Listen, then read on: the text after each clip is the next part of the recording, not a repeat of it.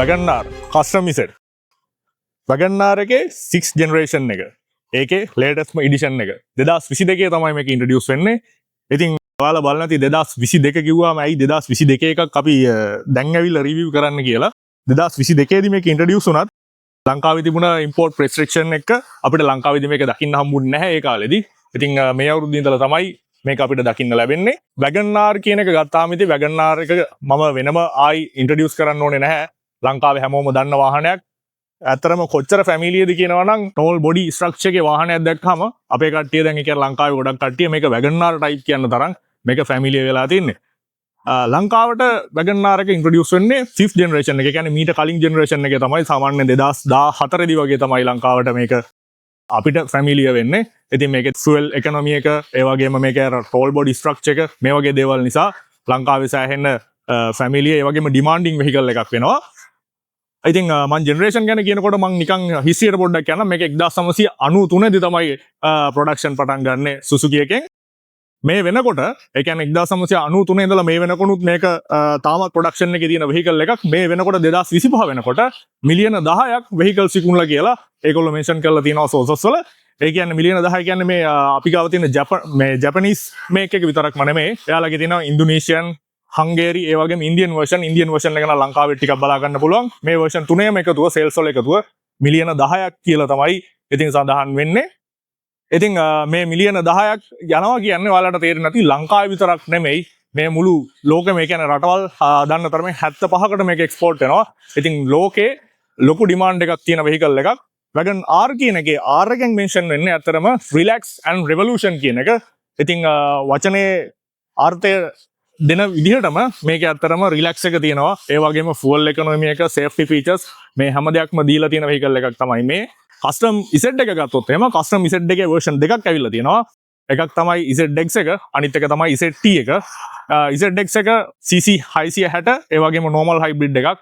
T එක අපි ගාව තියෙන අනිත් වෙහිකල් එක ඒක ඇවිල්ලා ටර්බෝ එකක්. අපි ගිහිල්ලා බලමු මේ දෙකේ වෙනස්කම් මොනවද, මේ දෙකේ තියෙන ෆීචර්ස් මොනවද කියලා එකින් එක හිමීට.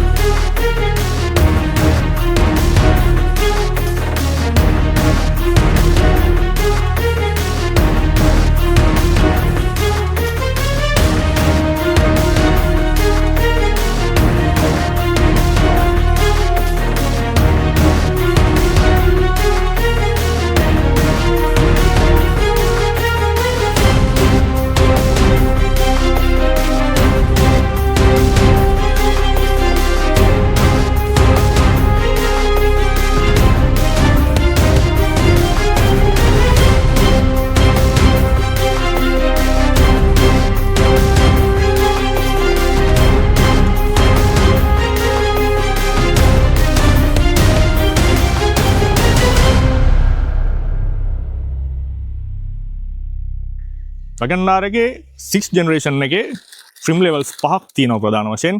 අපි ගත්තොත් එහෙම FX, FXS, ඊට පස්සේ custom ZX, custom ZT, Stingray T. එතකොට මේකේ කියපු FX එක අර අනිත් හැම එකක්ම hybrid versions. FX එක ඇවිල්ලා normal petrol vehicle එකක් විදිහට තමයි ඇවිල්ලා තින්නේ. ඒ වගේම මම කියපු T කියන versions මේ T කියන trim levels වලින් ඇවිල්ලා තින්නේ turbo engine එක. ඒ වගේම මේ turbo එකට speciality එකක් තියෙනවා. මේක ඇවිල්ලා තින්නේ pedal shift එක. ඉතින් ඒ වගේම තමයි මේ හැම එකකම හැබැයි ඇවිල්ලා තින්නේ 660 ඒ කියන්නේ 660 cc engine තමයි මේ ඇවිල්ලා තින්නේ. turbo එක විතරයි turbo engine එකක් එක්ක ඇවිල්ලා තින්නේ. gear system එක විදිහට මේ හැම එකකම CVT gear box එකක් තමයි ඇවිල්ලා තින්නේ. නමුත් අර FX එකේ තියෙනවා 5 manual speed gear system එකක් ආපු එකක්. ඉතින් ඒ අරුණාම අපියරන්ස් එකේ මේ එකින් එකට වෙනස් ඒ වාහන කලින් ඒ වුණාට කිව්වා වගේ ලේටස්ට් version එක තමයි මේ custom Z කියන්නේ. ඉතින් අද අපි ගාව තියෙන custom ZX එක ඒ වගේම custom ZT එක turbo version එකයි normal version එකයි ඒක වෙනම look එකක් තමයි දීලා තියෙන්නේ. අනිත් වාහන වලට වඩා වෙනම පොඩ්ඩක් ස්පෝර්ටි ගතියක් දෙන්න try කරලා තියෙනවා කියලා තමයි ඒකෙන් ඒගොල්ලෝ සඳහන් කරන්නේ. ඉතින් මේ ඉස්සරහා තියෙන lamps ඊට පස්සේ මේකේ grill එක මේකේ බම්ප් එක කලින් තිබුණ version වලට වඩා අනිත් vehicle වලට වඩා custom C කියන ඒ කියන්නේ custom Z කියන version එකේදී ඒගොල්ලෝ වෙනස් කරලා එවලා තියෙනවා.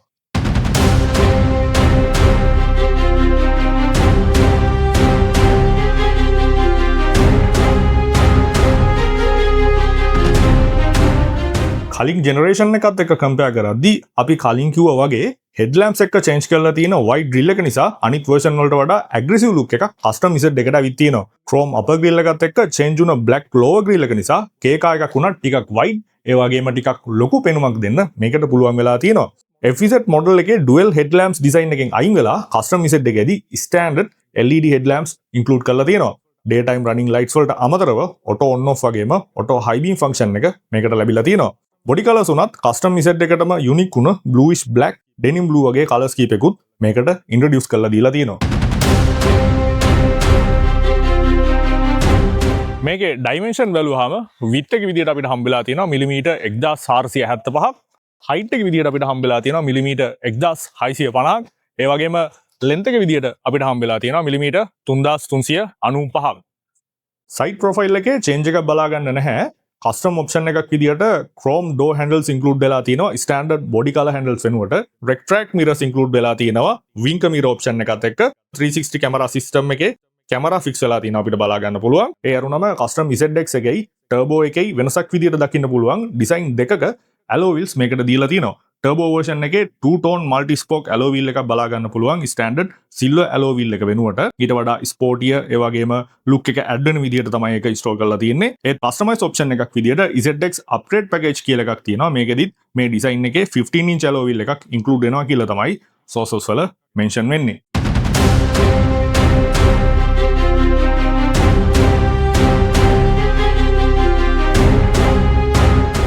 මේකේ wheel base එක විදිහට අපිට මිලිමීටර් 2460ක හොඳ wheel base එකක් හම්බෙලා තිනවා. ඒ වගේම තමයි ground clearance එක ගත්තොත් එහෙම මිලිමීටර් 150ක ground clearance එකක් මේකට ලැබිලා තියෙනවා.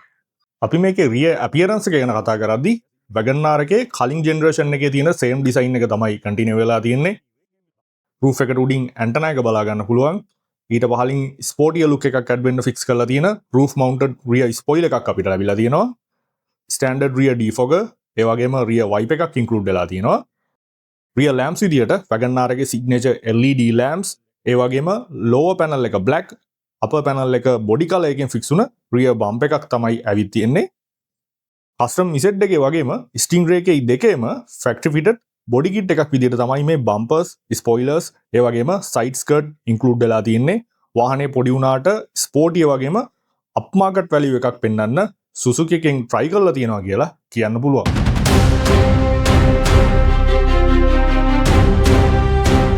මේකේ boot එක ඉතින් අපිට සාමාන්‍ය විදියට මේ බටන් එකෙන් කියන්නේ මේ handle එකෙන් තමයි අපිට open කරගන්න වෙන්නේ. මේ වගේ boot space එකක් තමයි හම්බ වෙන්නේ. ඉතින් කලින් ඒ වගේම තමයි ලොකු boot space එකක් අපිට මේකෙදි ලැබෙන්නේ නැහැ. සාමාන්‍යයෙන් සාධාරණ වෙන විදියට ලීටර් 250ක් 300ක අතර boot space එකක් තමයි අපිට හම්බ වෙන්නේ. නමුත් මේකෙත් අනිත් ඒවා වගේම අර 60/40 fold එක තියෙන නිසා අපිට ස්පේස් එක වැඩි කරගන්න පුළුවන්. අපිට ලොකු ස්ටෝරේජ් එක වැඩිපුර අවශ්‍ය වෙලාවකදී. එතකොට සාමාන්‍යයෙන් මේ එක්ස්ටෙන්ඩඩ් මේක 60/40 මේව කරාට පස්සේ එක්ස්ටෙන්ඩඩ් version එක සාමාන්‍යයෙන් ලීටර් 300ක් 350ක් අතර කියලා තමයි sources වල mention වෙන්නේ.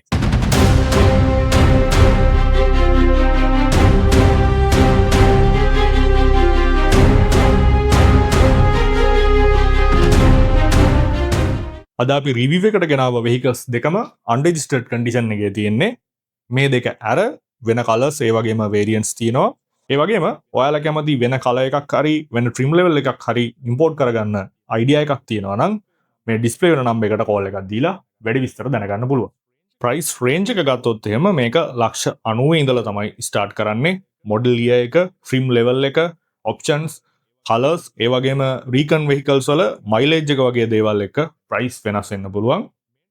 මේන්ටනන්ස් ගත්තොත් ස්ටෑන්ඩඩ් Wagoner වලට සාමාන්‍යයෙන් රුපියල් 16000 වගේ ඉඳලා පැකේජස් තියෙනවා. ගොඩක් වෙලාවට ටර්බෝ සර්විස් එකේදී ප්‍රයිස් එක වේරි වෙන්න පුළුවන්.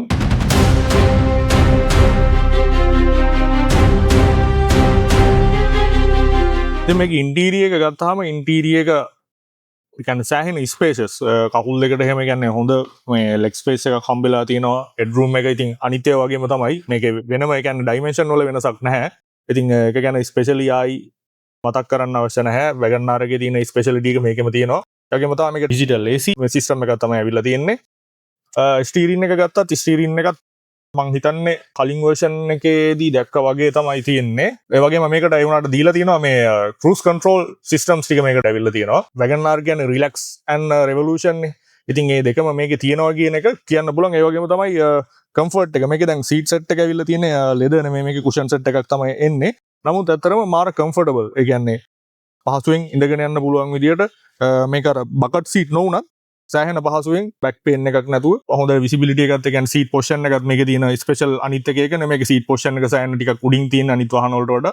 ඉතින් ඒ පොසිෂන් එකත් එක්ක සෑහෙන හොඳ කම්ෆර්ටබල් ඉන්ටීරියර් එකක්. ඒ වගේම ස්පේෂස්, සිම්පල්, හැබැයි ලස්සනයි. ඒ ඇට්‍රැක්ටිව් කියලා කියන්න පුළුවන්. ඉන්ටීරියර් එකෙත් අපිට කලින් වර්ෂන් එකත් එක්ක බලද්දි චේන්ජ් එකක් වෙලා නැහැ වගේ තමයි පේන්නේ. ග්ලොස් බ්‍රවුන් කලර් ට්‍රිම් වලින් කන්ට්‍රාස්ට් එකක් ඇඩ් කරපු ටූ ටෝන් ඉන්ටීරියර් එකක් තමයි ලැබිලා තියෙන්නේ. මේ බ්‍රවුන් කලර් ට්‍රිම් එක ඩෝ එකේ අපර් පාර්ට්ස් වලත් යූස් කරලා තියෙනවා ඩිසයින් එකට මැච් වෙන විදියට.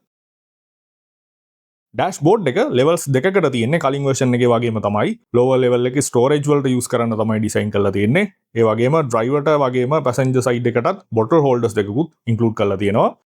ක්ලස්ටර් පැනල් එක විදියට සෙමි ඩිජිටල් ස්පීඩෝමීටර් එකක්, ටැකෝමීටර් එකක් වගේම මල්ටි ඉන්ෆර්මේෂන් ඩිස්ප්ලේ එකක් ලැබිලා තියෙනවා. මේකෙන් අපිට energy flow indicator, idling stop, fuel saving, idling stop time, eco score, fuel consumption, cruising range, outside temperature gauge, shift indicator, trip meter එක වගේ ඉන්ෆර්මේෂන් බලා ගන්න පුළුවන්. ඒත් එක්කම අපිට බලා ගන්න පුළුවන් මේකේ LED strips අපිට ලැබිලා තියෙනවා. මේකෙන් පෙන්වන්නේ driving mood එක. ඒ කියන්නේ blue color එකෙන් normal, ඒ වගේම green color එකෙන් eco mood එක, ඒ වගේම white color එකෙන් regen එක. dashboard එකේ driver side එකට උඩින් modern cars වලට එන හොඳ විසිබිලිටි එකක් තියෙන head up display එකක් තියෙනවා අපිට බලා ගන්න පුළුවන්. ඉතින් මේකෙන් ලේසියෙන් ස්පීඩ් එක, ගියර් පොසිෂන් එක වගේ දේවල් බලා ගන්න පුළුවන්. ක්ලස්ටර් පැනල් එක driver centric නොවුනත් ගේජ් එකට වඩා ලේසියෙන් head up display එකෙන් මේ ඉන්ෆර්මේෂන් බලා ගන්න පුළුවන්කම තියෙනවා.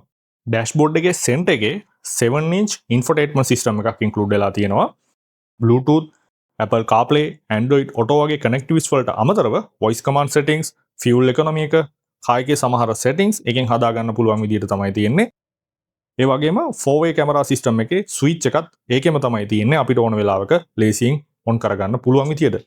AC control වලට පහලින් අපිට charging row එකක් ලැබිලා තියෙනවා. 12 volt outlet එකක් එක්ක type A වගේම type C ports දෙකම මේකට include වෙලා තියෙනවා. ඒ වගේම මේකට front passenger heating option එකත් include වෙලා තියෙනවා. turbo version එකේ gear knob එකයි steering එකයි දෙකම leather wrap කරලා තමයි අවිත් තියෙන්නේ. steering එක විදියට free spoke multi function steering එකක් include වෙලා තියෙනවා. left side එකේ audio control වගේම right side එකේ cruise control settings දීලා තියෙනවා.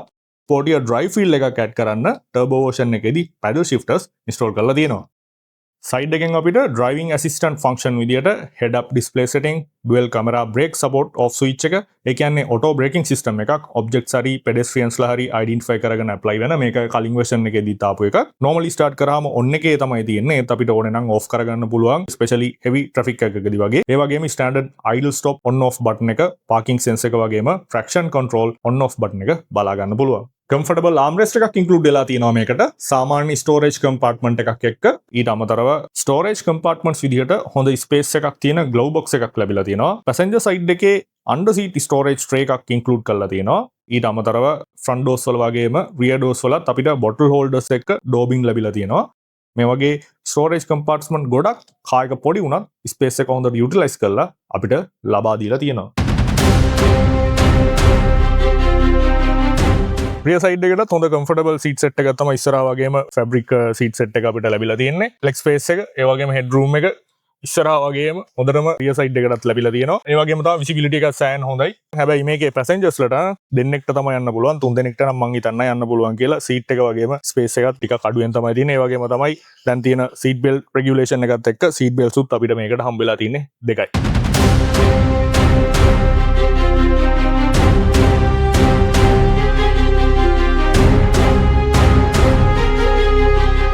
මේ හැමදේම එක්ක ඇවිත් තියෙන safety features නිසා city driving විතරක් නෙවෙයි highway ඒ වගේම long drives වලදීත් අපිට driving වලට පහසුවක් වෙනවා. ඉතින් මේකේ තියෙන safety features විදියට අපි ගත්තොත් එහෙම ABS with EBD, 6 airbags, dual camera brake support, parking assist sensors, traction control, hill hold control, automatic headlamps, high beam assist, adaptive cruise control, lane departure prevention function, wobble alarm function, collision mitigation braking, false start prevention function අපිට අඳුන්වන්න පුළුවන්.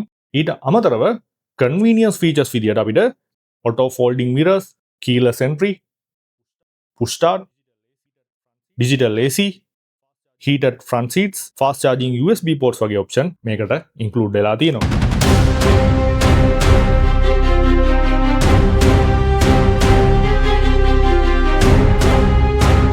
මේක engine ගැන කතා කරද්දී වම් අත පැත්තෙන් තියෙන්නේ මගේ ZX එක, මේ පැත්තේ තියෙන turbo version එක. මේ දෙකටම ඇවිල්ලා තියෙන්නේ 660cc 12 valve DOC engine. horsepower විදිහට ගත්තොත් එහෙම normal එකට ඒ කියන්නේ ZX එකට ඇවිල්ලා තියෙනවා සාමාන්‍ය horsepower 49ක්. turbo engine එකට ගත්තොත් එහෙම horsepower 64ක් විදිහට තමයි mention වෙන්නේ. torque එක විදිහට ගත්තොත් එහෙම normal එකේ 58ක්, ඒ වගේම turbo එකේ 98ක් විදිහට තමයි mention වෙන්නේ. ඉතින් මේ දෙකේම fuel tank capacity එක ගත්තොත් එහෙම 27ක් විදිහට තමයි කියන්නේ. fuel economy එක ZX එකේ සාමාන්‍යයෙන් 23 25 අතර කියලා තමයි vary වෙන්නේ. ඒ කියන්නේ urban driving වලදී ඊට අමතරව highway එහෙම නැත්නම් non urban තැන්වලදී 26ට වඩා උඩ අගයක් ගන්නවා කියලා තමයි mention වෙන්නේ. ඒ වගේම තමයි turbo එක 20ත් 23ත් අතර අගයක් තමයි mention වෙන්නේ සාමාන්‍යයෙන් urban driving වලදී.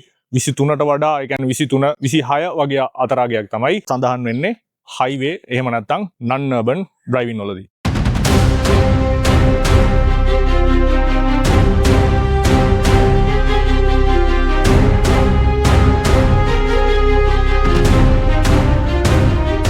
custom ZX එකයි custom turbo එකයි මේ දෙක ගත්තාම මේ දෙකේ appearance එක ඇත්තටම ලොකු වෙනසක් අපිට appearance එකෙන් බලා ගන්න නැහැ. standard විදිහට ගත්තොත් එහෙම ZX එකට ඇවිල්ලා තියෙන rim size එක සාමාන්‍ය සඳහන් වෙන්නේ 14 කියලා. ඒ වගේම turbo එකට 15 තමයි ඇවිල්ලා තියෙන්නේ. නමුත් මේවා custom versions නිසා මේවා සමහර විට ලංකාවට එනකොට වෙනස් වෙන්න පුළුවන්. නැත්නම් deal option විදිහට වෙනස් වෙන්න පුළුවන්. ඒ වගේම තමයි spec එකෙන් ගත්තොත් එහෙම spec එකෙන් වෙනස් වෙන්නේ ඉතින් engine එක වෙනස් වෙනවා. ඒ වගේම pedal shift එක එනවා. ඊට අමතරව ZX එකට ඇවිල්ලා තියෙන්නේ braking system එක විදිහට පිටිපස්සේ drum brake, ඒ වගේම ඉස්සරහට ඇවිල්ලා තියෙන්නේ disc brake. නමුත් turbo එකේදී අපිට front එකට ventilated disc brake එකක් system එකක් හම්බෙලා තියෙනවා. appearance එකෙන් බලා ගන්න පුළුවන් එකම වෙනස මම දැක්ක විදිහට තිබුණේ පිටිපස්සේ කියන්නේ අපේ boot එකේ turbo එකේ පොඩි chrome line එකක් ගිහිල්ලා තියෙනවා. appearance එකෙන් මේ දෙකේ වෙනස හොයා ගන්නවා නම් හොයා ගන්න පුළුවන් එකම විදිහ තමයි ඒක.